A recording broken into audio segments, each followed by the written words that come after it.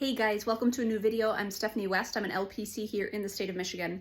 Today I want to give you kind of a macro view of what happens in therapy. Now, a friend had kind of reached out the other day and kind of made a glib comment about, I guess therapy's hard or something like that.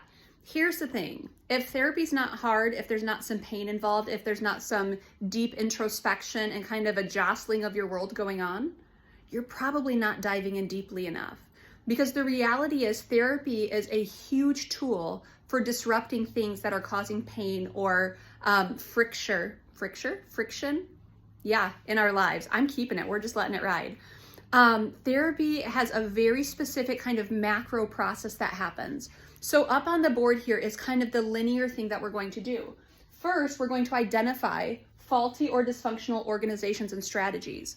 So once upon a time, whatever I've done, it makes sense in the context that I'm in. So perhaps I'm a perfectionist. Perhaps I'm someone who has, a really profound sense of sarcasm and kind of biting humor. Perhaps I'm someone who has been utilizing substance, so there's addiction issues going on.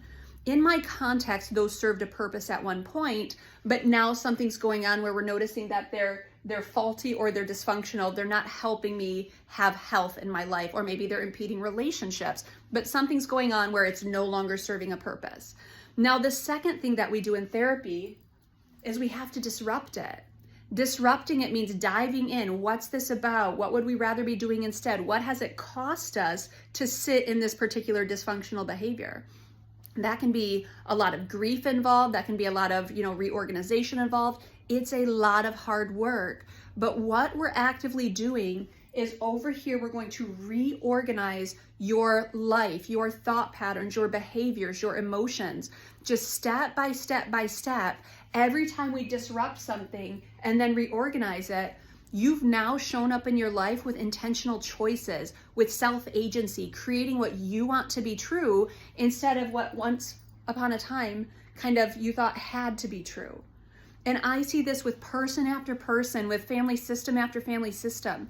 When we are willing to say this isn't okay anymore, and we're willing to disrupt it and use our wisdom and discernment to adopt new choices, to change our behaviors, it is just unparalleled the amount of cool things that can happen in your life.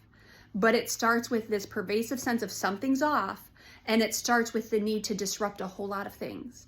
And when we disrupt our normal, our familiar, our comfortable, even if it's unhealthy or unhelpful, when we disrupt it, pain will be a part of the equation. So you have to tolerate the distress of knowing that if you expect change to happen, pain is part and parcel of the growth process. If you can embrace that, if you can walk towards that, on the other side of it is choosing intentional things that you want to be true in your life.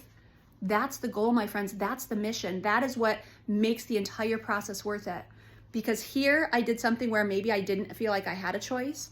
Over here, there's a lot of choice going on. And I'm choosing and I'm using my wisdom, my discernment, my goals, my objectives, my chosen support systems, my maybe once upon a time faulty support systems that have gone through some overhaul, some change, some healthy interventions.